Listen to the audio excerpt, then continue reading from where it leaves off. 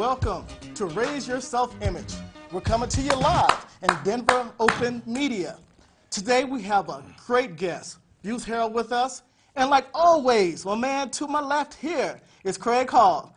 Well, nice to see y'all today. We're glad to see that y'all tuned in for our third show, Raise Your Self-Image.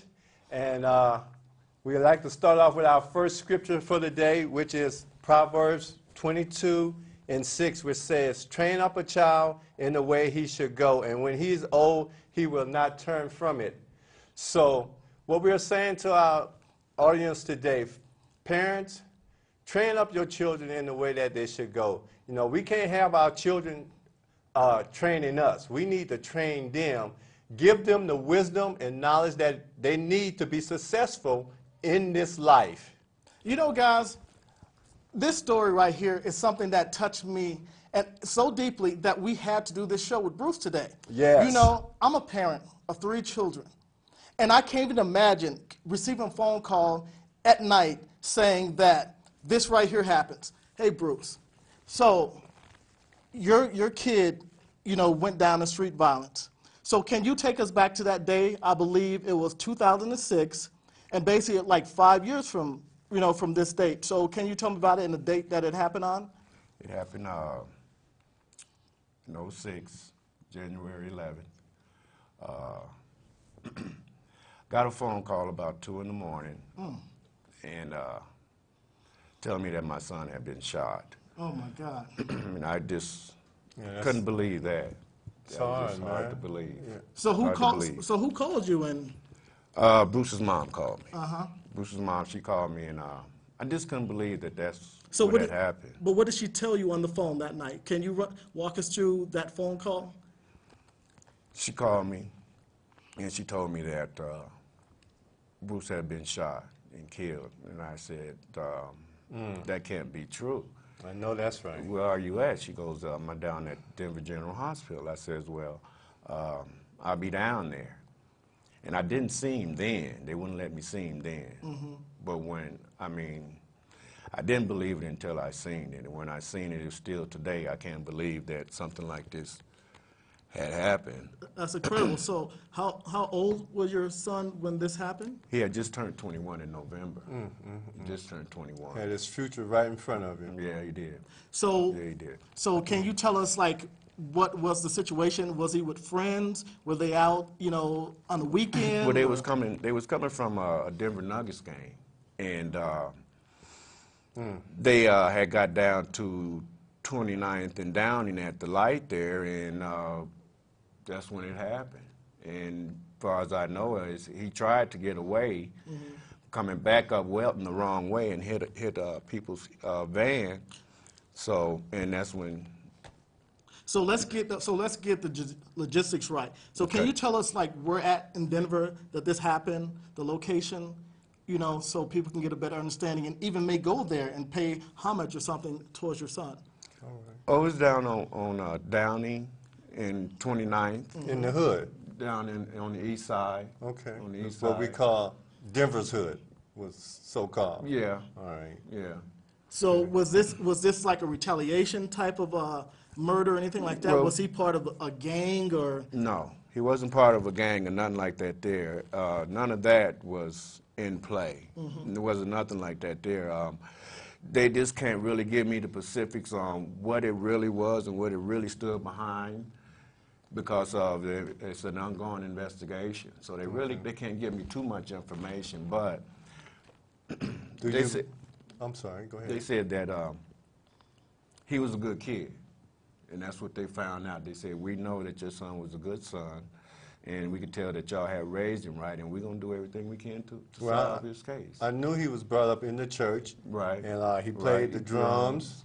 Yeah. Yeah. And he loved Christmas, the birth of Christ. Right. Yeah. Right. I taught him how to do a Christmas tree. There you go. You know what I mean? So- he could do a tree. So Yeah. was this something just being in the wrong place at the wrong time? Was the other people in the car with him affiliated with gangs or with a gang member or anything like that? With that, I can't really say what the boy that was with Bruce now. So did he survive the other guy? He survived. Wow. He got shot 9 times. Are you kidding? No. And how many times did your son? My son got shot 3 times. Wow. And what area of the body? My son got shot twice in the back and once in the stomach. The boy that was with him got shot from the hip down 9 times. And So, and what time you say this happened? Like 2 o'clock in the 2 morning? o'clock. Well, that's when I got the call at 2 o'clock in Okay, the so it morning. happened early. But it had to happen in between, they said 12 and 1. So was there anyone out who may have witnessed this or anything? Well, there was a lady and her husband sitting on the porch.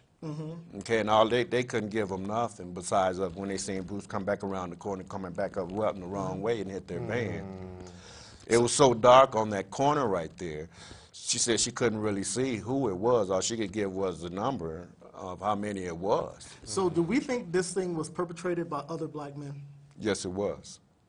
See, this is It was. this is the thing that is so devastating to me, is that we have to keep on talking about these stories about our children all the time. Yeah.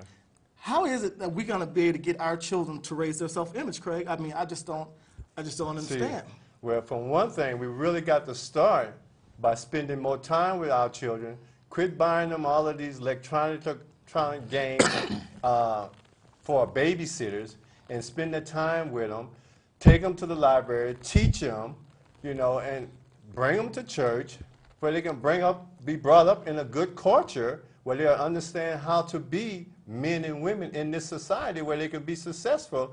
And sometimes, you know, you just end up in the wrong place at the wrong time.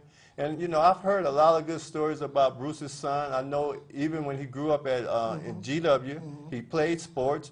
And I played sports when I was in high school, and it kept me out of trouble. But, you know, sometimes you had those friends, you know, like I always say, well, you know, come and hang out with me. And you never know what you're going to get into. But if you can listen to that first voice that's inside you saying, you know, no, you know, I'm going to have to go this way, you know, because the parents has taught you when you see trouble. When I was coming up, they used to say, go the other way, man. You know? I know that's what my mother tells me. You know, so Bruce, is this case still unsolved? It's still unsolved. Have Still they- unsolved. So do you talk to the DA or whatever? Well, not the DA. I talked to the detectives. Okay. And what they give me and what they tell me is very little. Because, like I say, it's an ongoing investigation. But you know, the information that they have led them, you know, in certain directions. But still, if the kids don't come out and say nothing. So do you believe that this is a case basically of the code of no snitching, this type of behavior in our community? Well, that's what they say it is. And That's it's what sad. it is. That, you know, the detectives are saying when the kids feel like, you know, it's snitching. Because the simple fact of the matter is, when anytime somebody do something like that, take somebody live, they shoot somebody, those people talk. Yeah. So they have told somebody what they had done in January 2006. And what we're trying to do is we're trying to put out there all the people out there that may know something about this case, that these guys may have said something to, innuendo or whatever. Just come out, you know, because this is the only way that our community can actually become a community. And because heal. if we allow our community just to be the hood or the ghetto, this is what it's going to be. We got to make sure, like I said before, that our kids are protected. And the only way that we can protect our kids is us.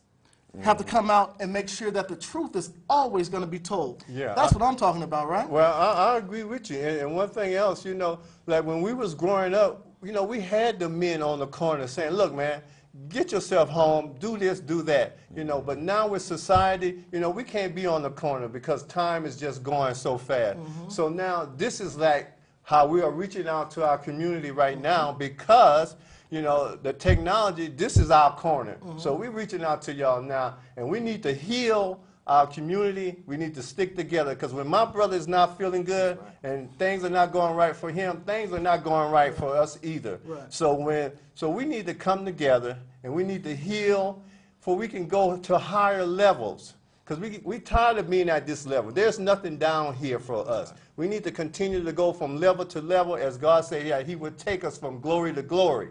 So, you know, we are here, you know, because we love Bruce, and we need him to get his story out because it needs to be told because we're tired of this violence on black crime, and we need to reach out to one another and love on each other. Right. It's time to heal the pain.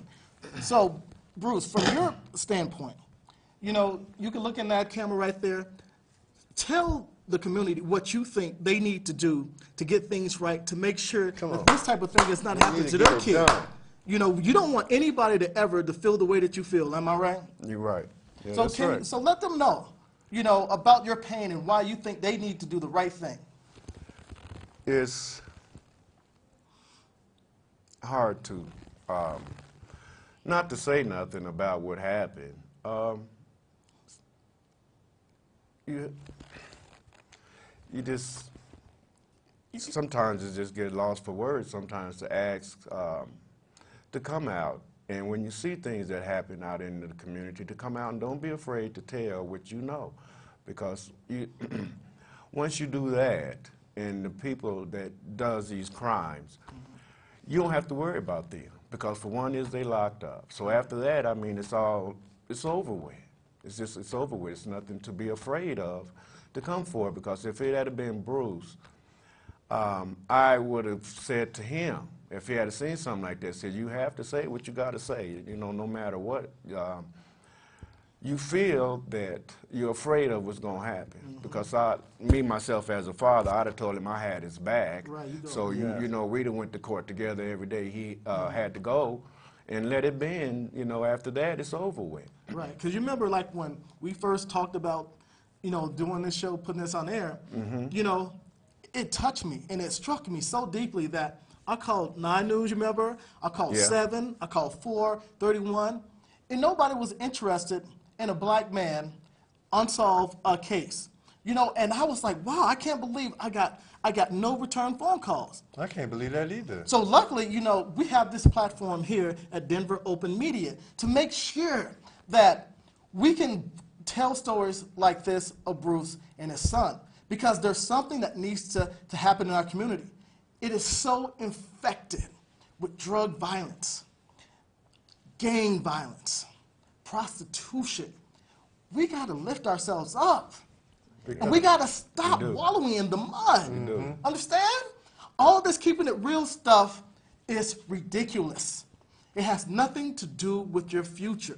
So let's make sure, I like that. I beg of you, that we do something today to stop this type of violence in our neighborhood. Yes, sir. You know, I'm tired of every time that we go out, we get education or something like this, the first thing we want to do, we got to go to the suburbs, you know what I'm saying? Because the drug does say, you know, I'm going to sell my drugs in the community, whatever. It's like Vietnam, it's like Iraq. But you know what, when it got too bad, the drug does say, I moved to the suburbs, you know what I'm saying? But I'm going to continue to destroy the lives, you know, in the community today. And then they talk about they got love for the people. How are you going to have love for the people when you're destroying the people? You're destroying the hearts of the people right there, man. You're destroying the family. Go ahead, and you're destroying the men. If you got no men, you got nothing, man. That's right, because the Bible says if you, the man is the head. So if the man is out of line, out of order, there's no control. So you got to have the head, and the man is the head. And so they attack our young men, stopping them from being the men that they're supposed to be. So, you know, we just need our men to raise your self-image, to be the men that you know you can be.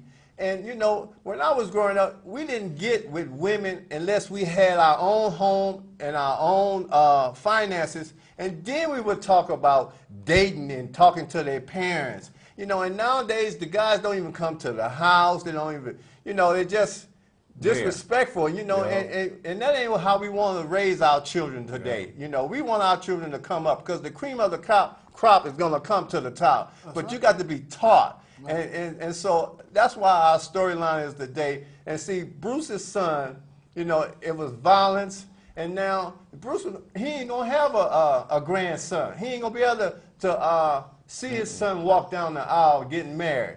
You know, and those things, you know, for men, we need to be here for each other. Because when you got a bunch of men together, you can conquer the world. That's right. You know, and Vernon, with your book, Conquer the Culture. You know, one thing I like to add. It's funny because, like, we came here from East St. Louis, Illinois. East St. Louis is probably one of the most dreadful places to live. All right. Economically, I've been impoverished, all this type of stuff. A lot of violence, and people are scared every day. My mother moved us to Denver, you know, so I can do better or be better or live in a community to where I have an opportunity to be successful. Right. You know, but I came here, I got involved in what I feel is the perception of what we need to be as black men. Okay. You know, this keeping it real type of thing, you know. So being a black man, you know, it's like we play sports, right? Yeah. And if we don't play sports in school, it's kind of like irrelevant for us, you know. And then, you know, you got rapping and stuff like that. So, because we all want instant gratification, we want the money. Nobody wants to work hard and do those type of things, you know. So I would go back. So when we moved to Denver, I would go back to East St. Louis and Mississippi, places that, you know, I came up. My mother grew up and stuff like that. And they said, you know, you live in Denver in that you know, one-horse town, you know. All it does is snow and a bunch of cowboys there, right? Yes, sir. Yeah. And I would think about that. I was like, wow, you know. And then, like, I think it was 1993, DJ Quick came out with the song, Denver, Want to Be Like Compton. Yeah. Right there, it reinforced Denver was not no cowtown. Denver was real. It was real with the gangs and all those type of things. And this man right here, son, took the brunt of that. So, you know, again, you know, I want you to give a plea out there, you know, to these people that we have to do something to change our culture and our community. What else can you add to this story to make people understand that the way they're going is not right? Well, you know, they just have to stop doing what they're doing. You have to just go to school, get an education, and you'll see the rewards at the end instead of having to be out there on the corner selling drugs or, Thank you. you know, killing people just because they looked at you wrong or any of that kind of stuff. And I know that it's hard out there on y'all, but nobody said life was easy.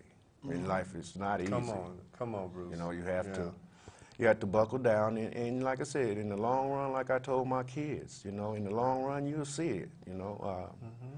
Because you're going to reap what you sow, you know, but when you know better, you're going to do better. So, you know, what we're saying, raise your self-image, because as a man thinking in his heart, that's who he is. So as you think about how you think about yourself, that's really who you are. And what we are trying to tell you are the men, the women, you know, precious people. But you got to think highly of yourself. And when you start doing that, you'll achieve those levels, those dreams, those visions that you have. But you got to have compassion for one another. You know, if you see your brother down, you know, help him up, give him a hand up, you know. Right. And you can't lift someone up by tearing them down, you know. You got to give them words of reinforcement, you know, and don't try to discipline your children when you're angry, you know. So Bruce, how did you heal from this? Or did you ever heal from this? Well. And did you have a lot of anger in you, you know, after this event took place because, you know, the situation is still unresolved or something like that? Can you kind of tell us about, you know, anger or anything like that? Yeah, I was. Yeah, I ain't gonna sit here and say that I wasn't Put mad. it down. Put it down. You know, I was, you know, Pretty teed up. Yeah. Yeah. You know, that's a good word. Yeah, because I was, you know, I felt you. Was it other family members that you may have took this aggression off on?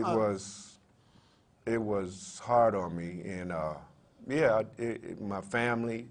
It was hard to go around my family because of seeing their grandkids and their kids, you know, living the life that we all want to live. We all want to live like that, to have grandkids and be able to sit down and hold them on our knee and tell them about life and how it is. In me, I don't have that. Right. So, yeah, I heard every day. I heard every day that it's not solved, and I'm going to hurt the rest of my life. Right. So that there is no... Have you ever prayed to God and asked him to give you peace? Always have, and ask him to do whatever he can do to get the person's heart to soften, to come out and say something about what happened with Bruce. You know, I mean, yeah, because you need that peace. I just, you know, I don't live like I used to. No. My life is not like what it used to be because of this. I mean, and I notice a lot of things that I used to do that I don't do. And I try to get back into that mode, but when I do feel like that there, I say, you know, it's hard to feel like that and stay in there because I know ain't nobody came forward and said nothing about my son. So I'm not really happy, you know, and I force myself through life that I used to didn't do because of this. So, but are you still angry? Is it still anger? No. No, I'm not angry anymore because that don't do nothing but just kill the heart. All right. You know, my heart is already hurting and being mad at anybody or anything. I mean, that's not going to help me none at all. Not at all, my brother. So I let that bypass me. Yes. But, you know, but in my heart, it's bleeding every day. You know, it's bleeding every day, and I ask God to heal it and to help me every day that I get up. Amen. And to make it through the day. Right. Go And ahead, that's Bruce. what he do. Right. Yes. And I can feel that every day that when I get up, I see my son's picture, I just say, okay. Yeah. You know, and go out through the day. Amen. And go through the day.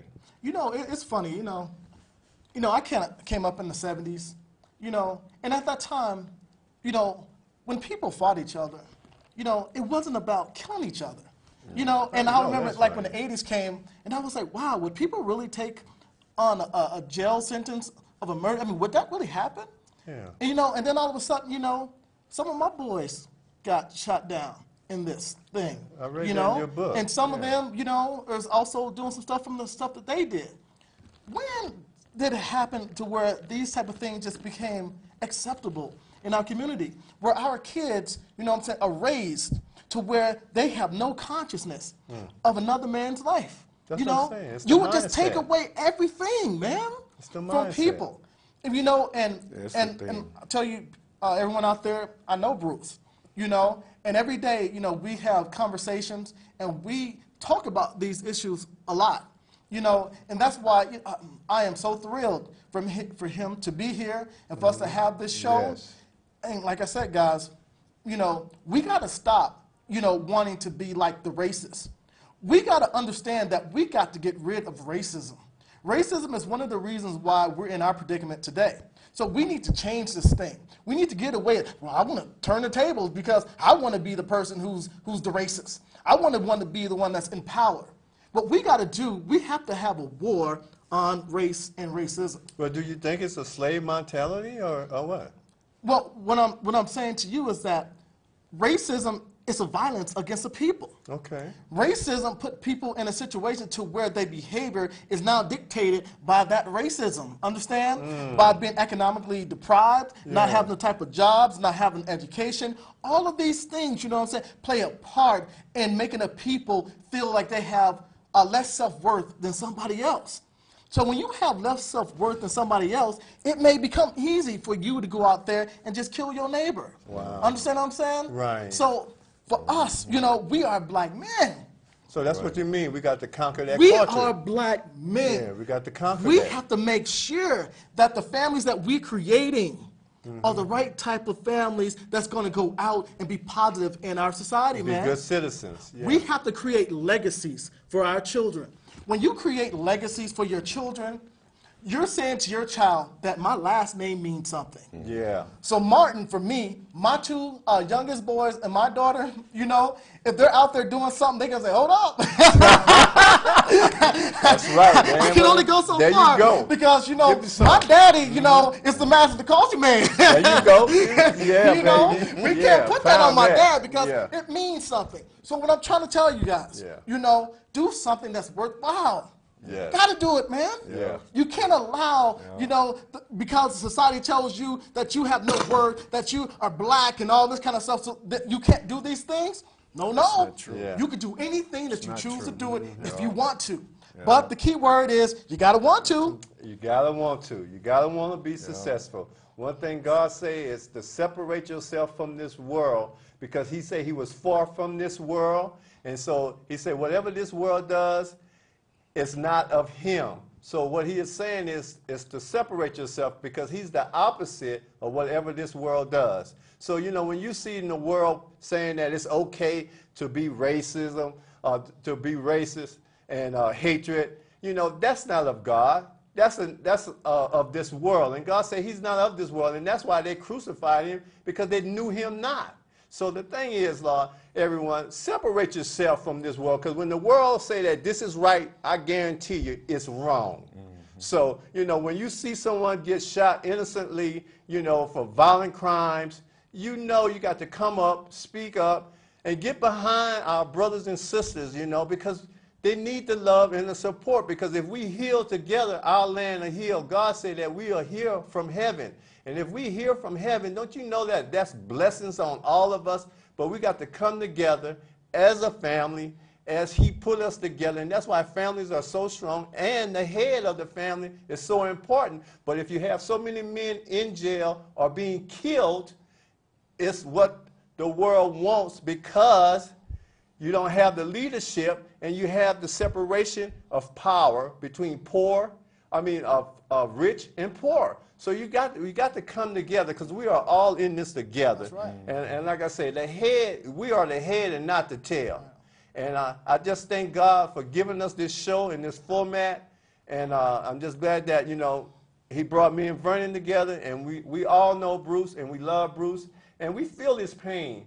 But we are reaching out to our community because we want to say, raise your self-image. And just remember, if you master the culture, you can conquer the world. And conquering the world is what we need to do. Amen. Because, you know, we got to stop with hatred, guys. We got to stop with black and white. Thank you. We got to create a system that's complementary to each other. All right. So let's do it. Let's go out there and stop using all of this violence, all this type of language. And most important, we got to stop using that N-word. So, again, let's raise our self-image. Amen. See the right thing? I'd like to thank Bruce Hall for being here today. And, you know, we had a wonderful show. We came to you live. Peace out. Woo! Raise your self-image. You said my name wrong. Yeah, you say Bruce Hall. Oh.